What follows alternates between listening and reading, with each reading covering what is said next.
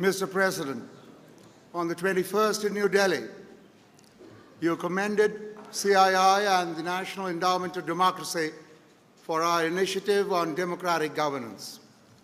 The next day, on the 22nd, you commended CII and the U.S. Energy Association for our initiative on energy and environment. Today, Mr. President, you had a round of some of our high-tech technology show windows. Your visit to India, Mr. President, is hallmark for promoting partnership between our two great countries. But after your visit, it is up to the Indian people, to the American people and the businessmen and industrialists from both the countries to follow through and follow through strongly.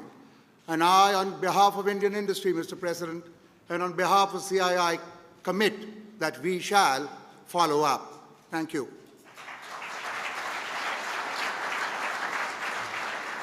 Ladies and gentlemen, I now present you Sri Chandrababu Naidu, the Chief Minister of Andhra Pradesh.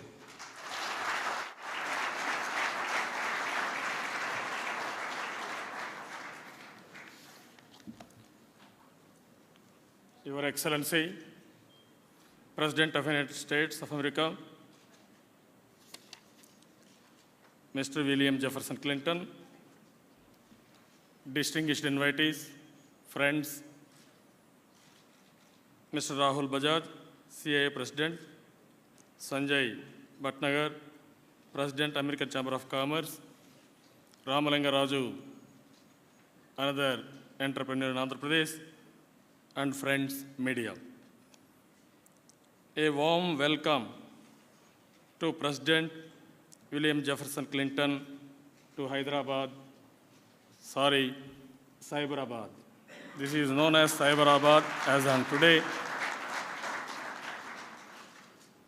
We had twin cities, Hyderabad and Secunderabad. Recently we added Cyberabad. Now we are all in Cyberabad. This is the history of Hyderabad. We are very happy to receive you. This is a memorable day. I am very happy that American President is visiting South India. You know, Mr. President, you are a southerner. You have come from southern part of America. First time American President is visiting South India. We are all honored. We are very happy to receive you. Mr. President, you have done so many things for US economy and also USA. The new economy, what you have created in a unique way. In 1992, there is a deficient budget that is 292 billion US dollars. Now you have made a surplus budget that is 123 billion US dollars. Now growth rate is, for the last 7 years, 4%. Now it is 6% in the last month. It is only possible for you to create this much of growth rate, whereas in a developed country. Even unemployment level, 7.5% in 1992, you are reduced to 4.2%. This is also a unique thing. You have created nearly 19 million new jobs. For the last 40 years, nobody has done in United States of America. First time you have created so many jobs and you have created all these things. Even crime rate is the lowest. For a generation, all figures are lowest in America. That is how you have done major initiatives in education, healthcare, environment. We are all very happy. You have done so many things for America, and you have prepared the American society to move into the 21st century. This is your contribution for the America.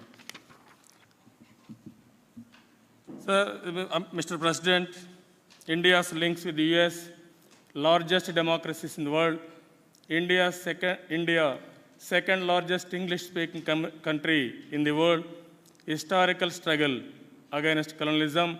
There is excellent relations between America and India in trade and also investment. Even recently, you have expressed that 1/3 of American computer professionals are from India. 1/3 engineers in Silicon Valley also hails from India. I am proud to say 23% of India's software engineers are from Andhra Pradesh, from this state. That is our happy and also we are proud of it.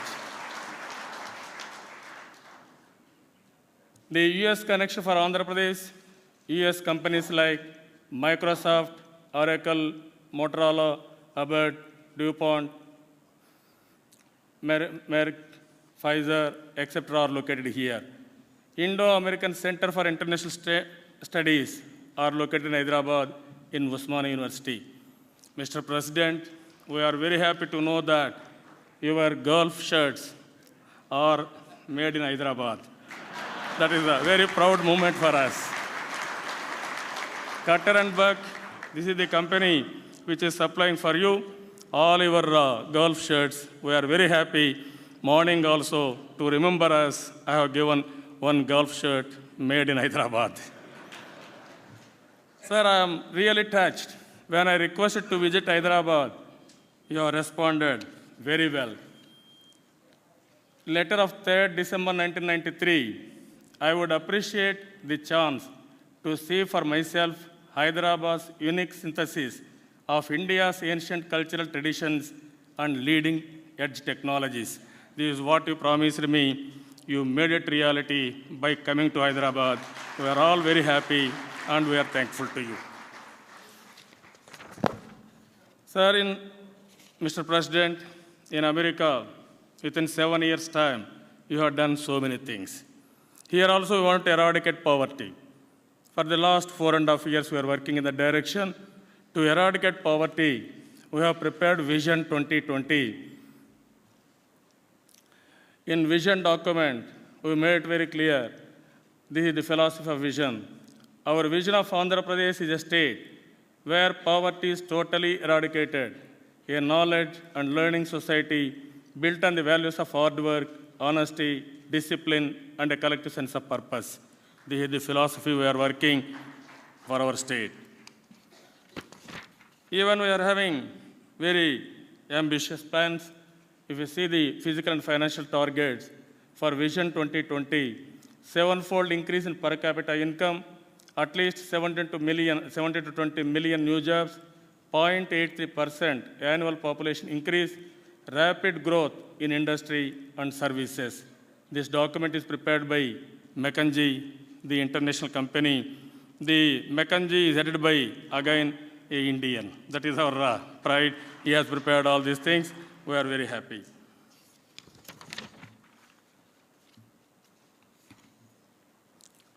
Mr. President, you know our Indian Constitution.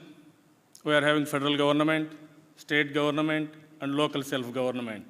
We have taken a new approach, empowering everyone, everywhere, through self-help groups. Just now we have seen DACRA, even how they are using internet for e-commerce, and also self-employment schemes, and also how they are interacting for microcredit, all these things. We have created self-help groups, even for farmers, watershed development, water user association for managing water efficiently. And also for youth empowerment, we have created CMEY. To upgrade the environment, we have created joint forest management. To achieve 100% literacy, we have created village education committee. Through all these self-help groups, we wanted to involve stakeholders. We wanted to achieve progress. And at the same time, we had a program called as Janmabhoomi. Through Janmabhoomi, it is a motherland concept. Through Janmabhoomi, we wanted to achieve overall excellence by involving everybody in the Janmabhoomi program. Now we are asking every citizen, they should not question what government is doing. We are asking community what you are doing for the society. That is how we are promoting patriotic feeling among our citizens. And also, you are aware, clean and green. We have to give clean and green atmosphere for future generation. Every month, third Saturday, all students, employees, citizens of the state, we are all following clean and green program, and we are promoting cleanliness, hygienic conditions. This is one area total all over the world, people are worried. So we wanted to promote environment. For that, we are celebrating clean and green function every month. Green Business Center, you have seen just now, the CII, Chamber of Indian Industry, they have started that. They have started in Hyderabad. I wanted to express here, CII, they are doing extremely good service in Hyderabad for Andhra Pradesh by having partnership with us. We are really thanking them in our presence. Mr. President, you know information technology for all. You are the leader. You are using information technology, internet, to promote everything. I mean, in IT mean idea transfers to the common man. That means any idea, good idea all over the world, has to be transferred to the common man, then only we'll get results. That's why we call IT idea transfer. That is what we call for IT. Mr. President, you know, linear models of development have gone. You have given a new way, that is third way. No capitalism, no communism. This is a third way where reforms with human face. You and Mr. Tony Blair, they are promoting third way. In the same way we are working for the last 4 years, we are getting excellent results. You have seen just now, high-speed digital networks, internet access for the 29,000 villages, we want to take it up immediately. Work is going on. From anywhere in the state, we want to have access anywhere in the country, anywhere in the world. That is how we are working. Knowledge revolution to eradicate poverty of the mind. This is what we are seeing. We are thinking. Only knowledge revolution to eradicate poverty. Once everybody is having confidence, then things will happen automatically. Here I want to say one thing. 2 bills in the world have created history. Of course, he is here, Bill Clinton. We are very happy. Within 7 years' time, he has done historical work in the United States on public governance, on democratic country.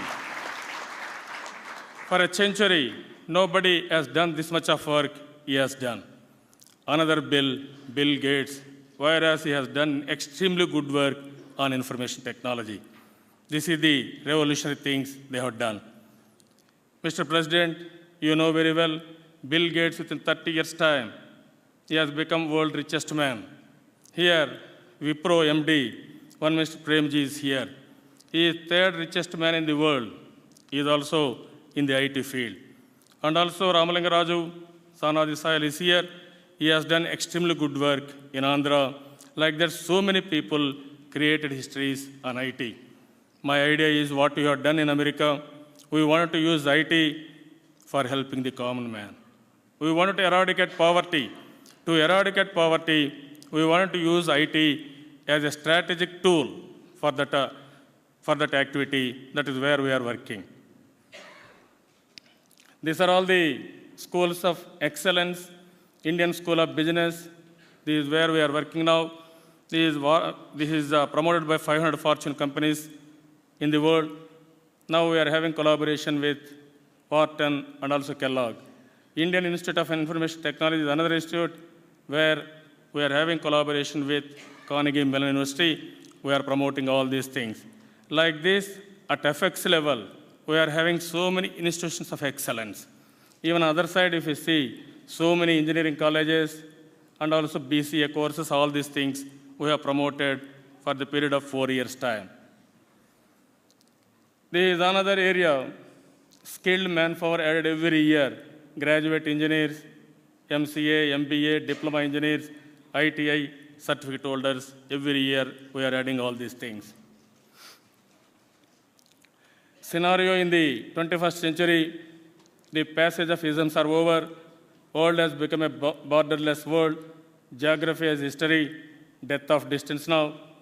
That's why we are reinventing government, smart government, simple, moral, accountable, responsive, transparent. This is our idea to promote government, smart government. We wanted to bridge the digital divide. That is where we are working. Future is technology-led development, biotechnology. Apart from information technology, we are very strong in biotechnology. Bharat Biotech, Santa Biotech, they are located in Hyderabad. And also information technology, IT powering the global economy, IT-enabled services are the future. This is where, for a brave new world, partnership in the grey revolution. Our ancestors used to work with physics. Today, brain has to work. Then only we'll do wonders. That's why here we need partnership from you to achieve the grey revolution. As on today, Mr. President, there is a brain drain from India, US. Now we are expecting brain gain from USA to India. That is what we are thinking. Now you see, globally everyone wants peace, prosperity, happiness. This is the famous quotation from Peter Drucker. If you want to understand the future, you have to create it. So it is in our hands, our politicians, policymakers, has to work in that direction. Sir, here I want to give one thought to you. As on today, you have done extremely well for United States of America. You are no more an American citizen now. You are a global citizen. Now I'm requesting you to promote globally, to do so many things for the world. That is what we are expecting. You are always promoting good governance, democratic governance, and also all these things. For that, we wanted to create one institute, Global Institute of Governance in the Information Age. If you give good governance, all things will follow. That's why we wanted to create this. For this, I want to show one film that is 3 minutes. That is we wanted to explain to you, sir. Here, sir, I wanted to show that. And at the same time, we wanted to seek your cooperation in this direction.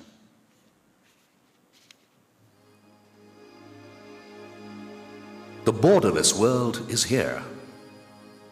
We want to welcome the borderless world, where the internet is connecting people across the globe like never before. This virtual world poses a world of challenges for democratic governance. It places added responsibility on the leaders. It also forces us to acquire greater insights into governance, which helps improve quality in all facets of life. It is a world in transition.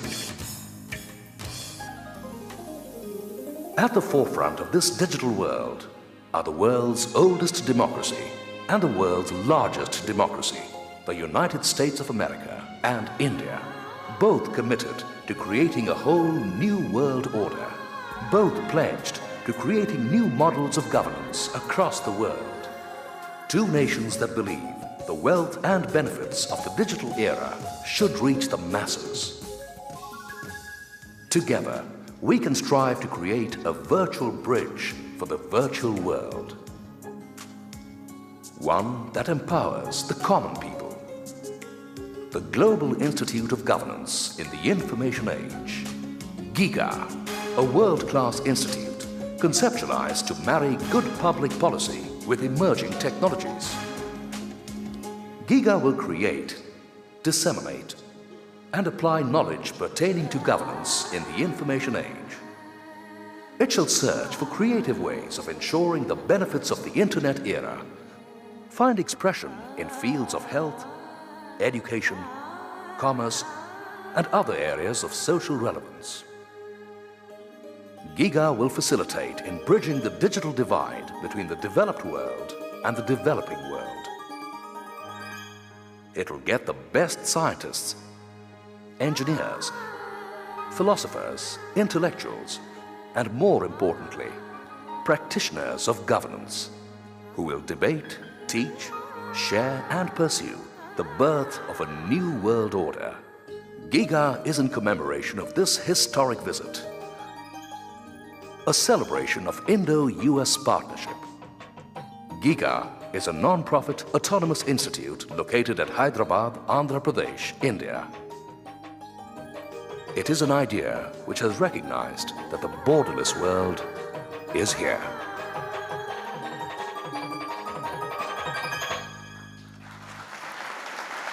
Thank you, sir. This is our idea.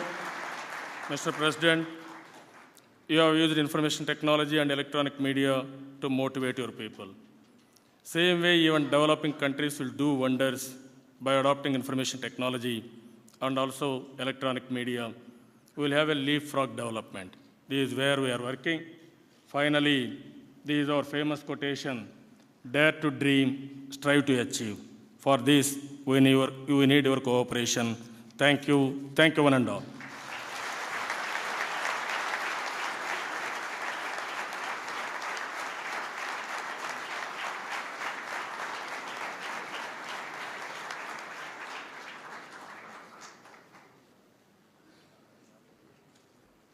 Now, I request Ramalingiraju, a success entrepreneur, to address.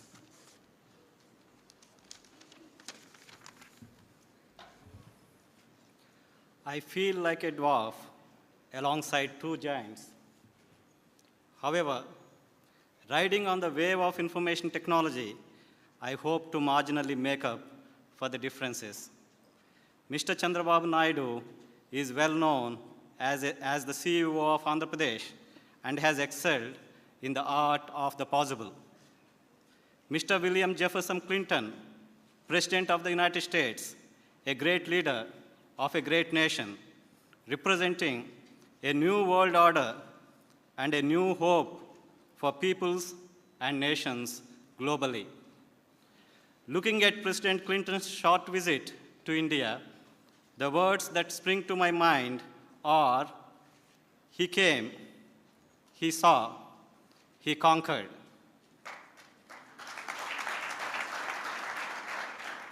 President Clinton has conquered the hearts of 1 billion people of India. There are two nations which are closest to my heart, India, where I was born, and the United States, where I was reborn. India, a great civilization, has its foundations in its several thousand years old Vedic culture. The quest for knowledge and truth, for existential and metaphysical reasons, is evidenced by every word and every phrase in our Vedic texts. The passion with which our ancient rishis sought knowledge and that can be matched only by the best scientists in the modern age. I pursued my education in the US at Ohio University, Ohio, the state of Ambassador Celeste. This country taught me true meaning of individual freedom and imbibed in me a great spirit of pursuit of excellence. I believe that the US has performed this magic not only on me, but also 1.5 million people of Indian origin residing in that country. Our company, Satyam, literally means truth. We chose the name for its profound meaning and as a part of great tradition of respecting elders from my father's name. Satyam started its operations in IT services 11 years ago. Being one of the pioneers in software development, it has grown to a size of 6,000 people in this short span of time. Over 8,000 people and over 70% of its revenues come from the US. Our business is inextricably linked with the United States. We are operating in 35 countries, working for more than 300 corporations, offering a wide range of services, including electronic commerce, enterprise solutions. Satyam also offers internet services through its subsidiary in 35 cities in India and is one of the 2 companies to be listed on the NASDAQ. The company has a combined market capitalization of $13 billion. We are proud to be one of the 12 SEI CMM level 5 companies for quality in the world and to be in joint venture with General Electric. Mr. President, the growth that we have witnessed in Satyam is representative of the excitement that hundreds of companies in India are experiencing. Companies like TCS, Wipro, Infosys, and NIIT in this country have proven that their quality of services is second to none. This is further reinforced by the fact that our counterparts in the US, several of them represented here today, have done even better. The whole country is galvanized and mesmerized by the internet. Internet is seen not only as a provider of information and content, but also as a backbone on which any service can ride, whether it is legal, accounting, R&D, engineering, or call center related service. When the world GDP touches $50 trillion in the next 20 years, a substantial portion of the same belonging to services, at least a $2 trillion opportunity awaits India. This is too important an opportunity for collaboration that neither India nor United States can afford to underestimate. Mr. President, I had a classmate in the United States by name Ashok Trivedi, who is now a US citizen. He has co-founded one of the most successful companies in the United States, namely Mastech. It has started its operations at about the same time that we have started Satyam, and now has approximately the same number of people.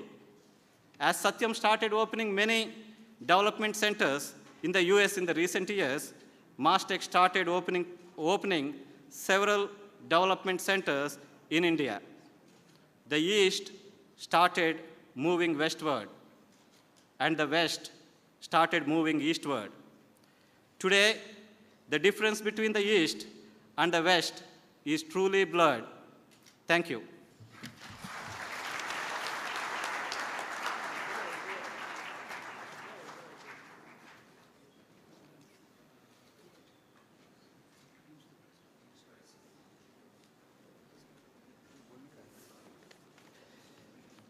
May I now request the President of the United States, Mr. William Jefferson Clinton, to speak.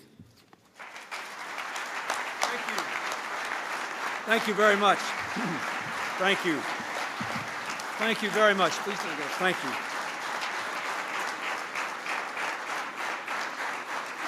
Thank you. Thank you very much. First of all, thank you all for coming out in such large numbers on this warm day to this wonderful facility. It may be that every day is a warm day, but for us it's a new experience, and I rather like it. Mr. Raju, thank you very much. President Bajaj, President Bhatnagar, Mr. Hariharan, and Chief Minister Naidu. Thank you all for welcoming us here. And I must say, when I was watching the Chief Minister give his speech, I wish I'd brought some slides because it was so very impressive. And you should know that he is becoming, yes, he did a good job, yes?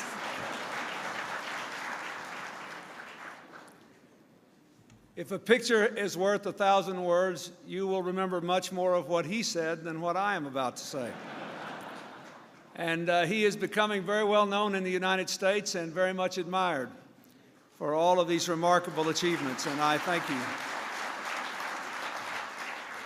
I would like to thank your ambassador to the United States, Ambassador Chandra, for coming back home to India and making this trip with me, and thank you very much, Mr. Ambassador, for what you do. I would like to thank the large number of Americans who are here with me, including 6 members of our Congress, and I'd like to ask them to stand because they come on these trips with me. I get to give the speeches. They have to sit and listen, and then when we go home, they have all the power over the money. So I would like to introduce Representative Gary Ackerman from New York, Representative Nita Lowey from New York, Representative Jim McDermott from Washington, Representative Ed Royce from California, Representative Sheila Jackson Lee from Texas, and Representative Jan Schakowsky from Chicago, Illinois. Thank you very much. If that doesn't improve the aid program for India, I don't know what will. And make sure we have no burdens on e-commerce between ourselves. I want to thank Secretary Daley, the Secretary of Commerce, for being here, and Brady Anderson, the administrator of our USAID program, and Dr. Neil Lane, my science advisor, and Dr. Ramamurthy, and of course, Ambassador Dick Celeste and Jacqueline, his wife. I'd also like to point out I don't know how many, but I have at least 4 Indian Americans with me working on this trip who are actually in the audience today, and 2 of them are from here in Hyderabad. So I'd like to acknowledge Rekha Chalashani from AID and Mona Mohib, who works with us in the White House. I thank them for being here. And you should also know this was a very coveted trip from Washington to India. My chief of staff is on this trip, my national security advisor. Everyone wanted to come. Those who did are happy. Those who are still at home working are angry. But we know a lot of our future depends upon whether we have the right kind of partnership with India.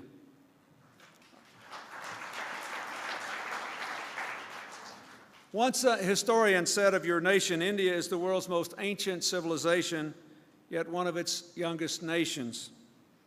Today, in this ancient city, we see leadership to drive the world's newest economy.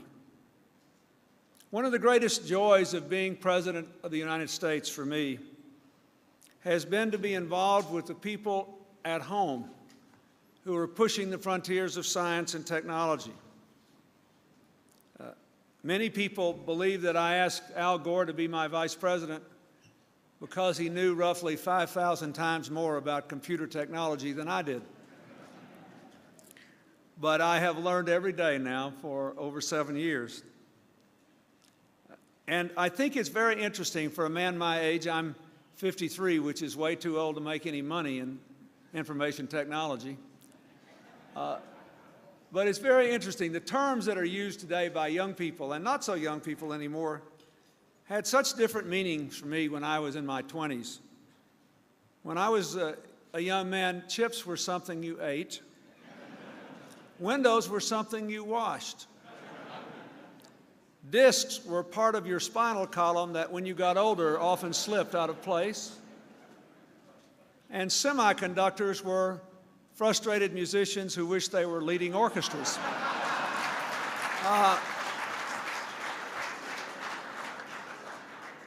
The world is a very different place today.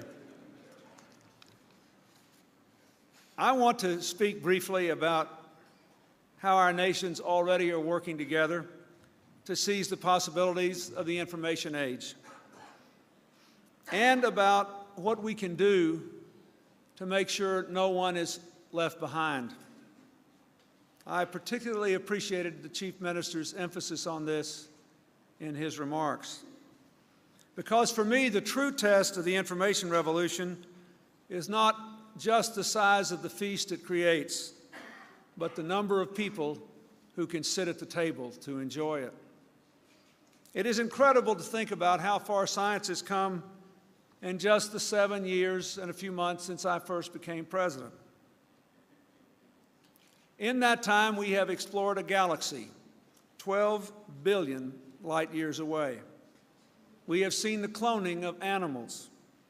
We are just a few months away from completing the sequencing of the human genome, with all that promises for improving the life and the quality of life of people all around the world. When I was elected president, there were, listen to this, there were only 50 sites on the World Wide Web in January of 1993. Today, there are more than 50 million. And it is the fastest growing communications medium in history. Here in India, the number of internet users is expected to grow more than 10 times in just 4 years. 10 years ago, India's high-tech industries generated software and computer-related services worth $150 million. Last year, that number was $4 billion. Today, this industry employs more than 280,000 Indians in jobs that pay almost double the national average. Little wonder, as the minister said, Hyderabad is being known now as Cyberabad. Now, I realize to many of you this comes as no surprise, since the decimal system was discovered, invented in India. If it weren't for India's contributions in math and science, you could argue that computers, satellites, and silicon chips would never have been possible in the first place. So you ought to have a leading role in the 21st century economy. Companies with names like Infosys, Wipro, and of course Satyam. Again, I want to say that I think Chief Minister Naidu deserves a lot of credit for giving you the right kind of governance. There are some people who believe, we were talking about this before we came out here, there are some people who believe that the 21st century world, because the internet will make the globe more interconnected, and we will have all kinds of connections with people beyond our borders that we never had before, and therefore government will become completely irrelevant to most people's lives. If you look at the example of this state and this city, you see we need a different kind of government. It can be smaller, it can be far less bureaucratic, it should be far more market-oriented, it should be smart, as I learned from the minister's chart. But it is a grave mistake to think that we can really go forward together without that kind of smart governance. And the Chief Minister's role in your success, I think, is evident to all of you by your response. I'm personally intrigued by the fact that you can get a driver's license on the internet and you don't have to go wait in line as you do in America. I have my driver's license here. And in a few months, I may come back because it may be the only place I will have a license to drive. So I will be just tooling around on the streets here, causing traffic jams. I want to also acknowledge, if I might, just very briefly, something which has already been mentioned by previous speakers, and that is the remarkable success of Indian Americans in this new economy. From Suhas Patel's 750 companies in Silicon Valley alone, in one place in America. Now, as again I learned on the screen, we're moving from brain drain to brain gain in India because many are coming home. A partnership of Americans and Indians proposes to raise $1 billion for a global institute of science and technology here. I have no doubt they will succeed. After welcoming your engineers to our shores, today many of our leading companies, from Apple to Texas Instruments to Oracle, are coming in waves to your shores. I'm told that if a person calls Microsoft for help with software, there's a pretty good chance they'll find themselves talking to an expert in India rather than Seattle. India is fast becoming one of the world's software superpowers, proving that in a globalized world, developing nations not only can succeed, developing nations can lead. One of the reasons India is finding so much success I believe, is because of your enduring values of nationhood. 50 years ago, Prime Minister Nehru had the vision to invest in the Indian Institutes of Technology. I am very proud that the United States helped in its early development. Today, not only are ITT graduates leading the information revolution, India has the second largest pool of trained scientists in the entire world.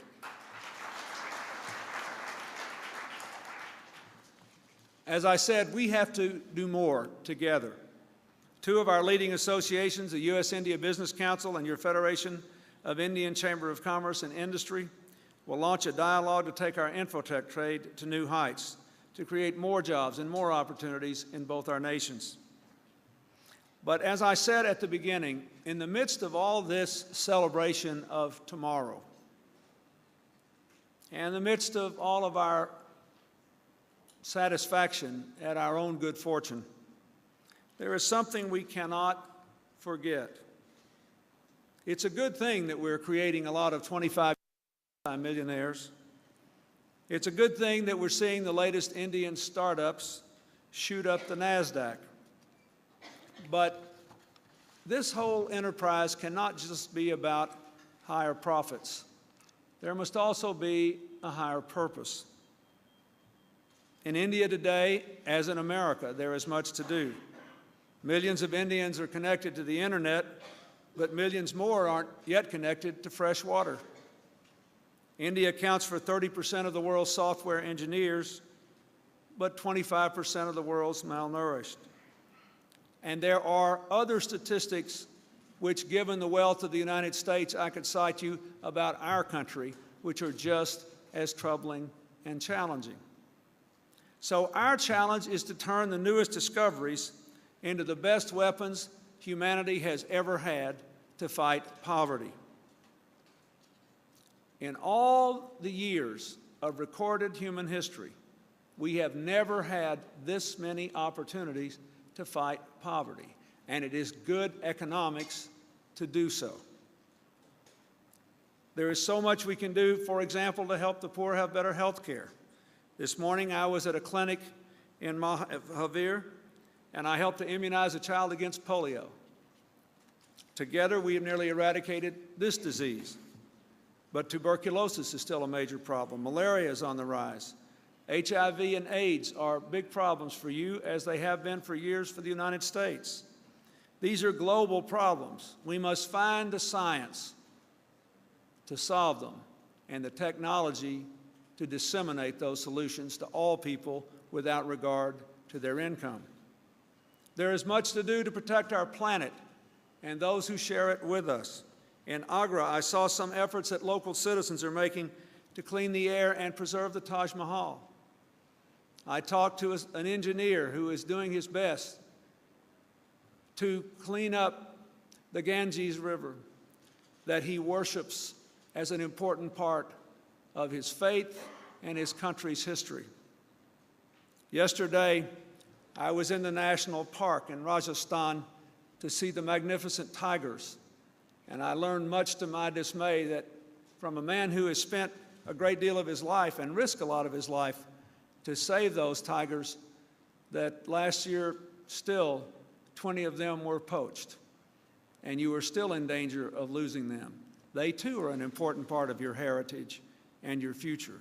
We must find a way to help people make enough money and have a decent enough income that they wish to preserve the environment and the biological species with which we share this planet. This is very, very important, and technology has a big role to play in all of this. This week, you are establishing a green business center here in Hyderabad with some assistance from USAID to bring the private sector and local government together to promote clean energy development and environmental technology. This is a profoundly important issue, and I hope that this city will lead your nation and help to lead the world toward a serious reassessment of our common obligation to reverse the tide of global warming and climate change. Because in the new economy, you do not have to pollute the atmosphere and warm the planet to grow the economy. In the new economy, you can create more jobs by promoting energy efficiency and alternative sources of energy than by polluting the environment.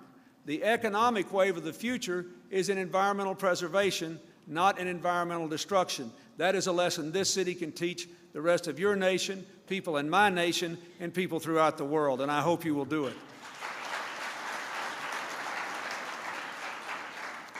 There is still much we can do in science and technology to feed the world's people. American and Indian scientists are working in the biotechnology industry to pioneer new crops more resistant to pests, diseases, more nutritious, with higher yields per acre. There is much we can do to protect the rich cultural diversity of our planet. I know that some worry that globalization will produce a world where the unique gifts nations and peoples bring to the world are washed away. I do not believe that. If we do the right things, the Internet can have precisely the opposite effect. Look at India with 17 officially recognized languages and some 22,000 dialects. You can get on the Internet today and find dozens of sites that bring together people who speak Telugu from every part of the world. You can download fonts in Gujarati, Marathi, Assamese, and Bengali. You can order handicrafts made by people from every part of India. I saw one of the sites just before coming in here. And you know the proceeds are going to the people in need. The new technology can reinforce our cultural distinctions while reaffirming the even more important fact of our common humanity. And India can also help us lead the way in doing that. Now, finally, let me say, we cannot work to lift what has been called the Silk Curtain, which has divided the United States and India for too long now, only to have a digital divide arise in both our countries between the haves and have-nots. In America, we've worked very hard to wire all our schools to the Internet, and we've made great progress. We are now going to provide some $5 million through AID to help bring the Internet to schools and businesses in underserved areas in rural India.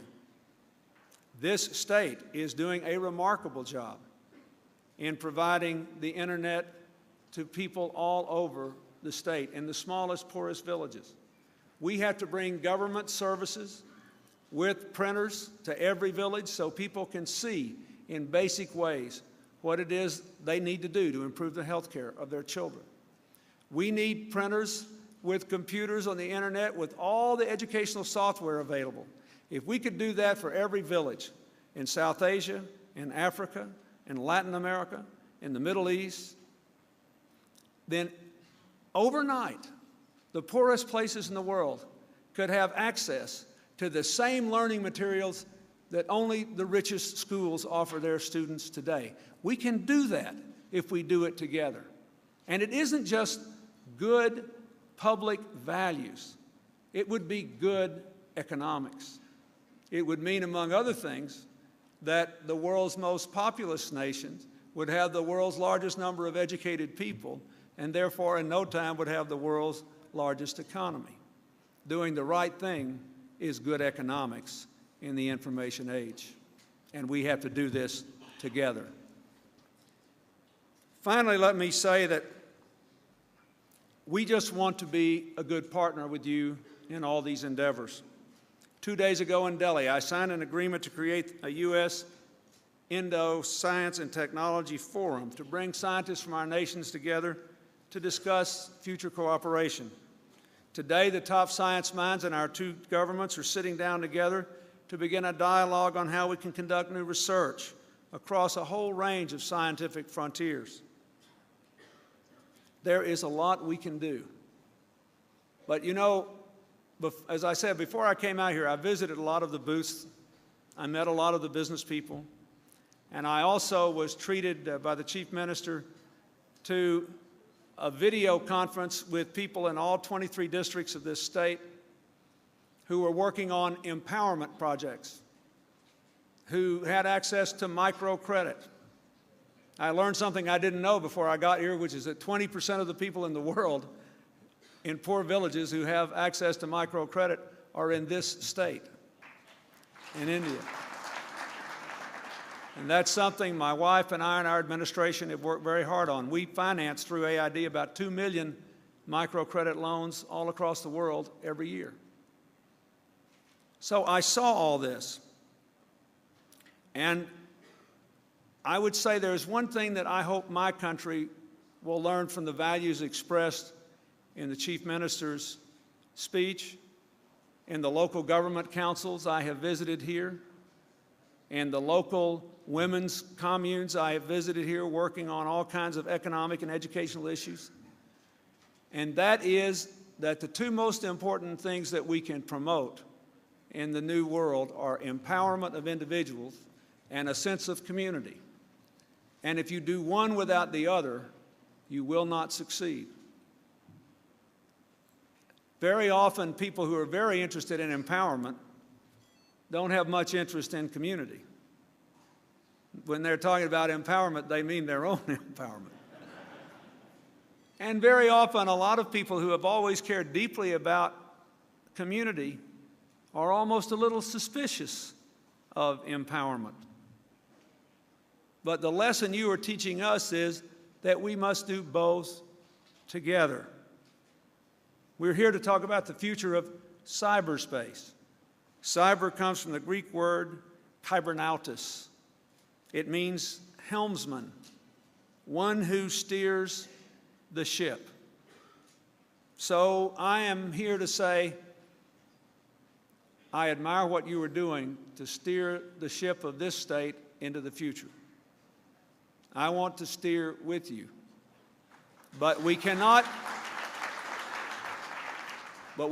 forget the simple message that no matter how much new technology there is, the two things we must remain committed to are empowerment and community. Everyone counts. Everyone should have a chance. Everyone has a role to play. And we all do better when we help each other. Thank you, and God bless you.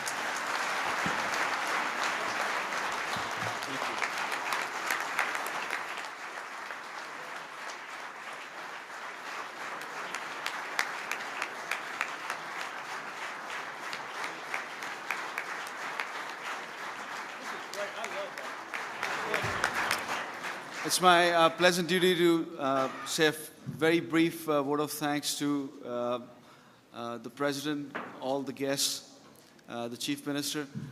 I'd like to recount an incident in 1992 when I was at St. Louis during a summer, when at about midnight, the President, who was then a presidential candidate at that point of time, walked in.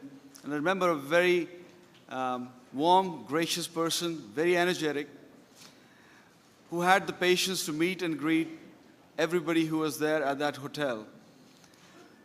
When I met him a few days ago, I found the same warmth and the same energy flowing through the President. And I really would like to say thank you on behalf of everybody who's over here. Thank you for coming to India. Thank you for coming to Hyderabad. And thank you for inspiring us.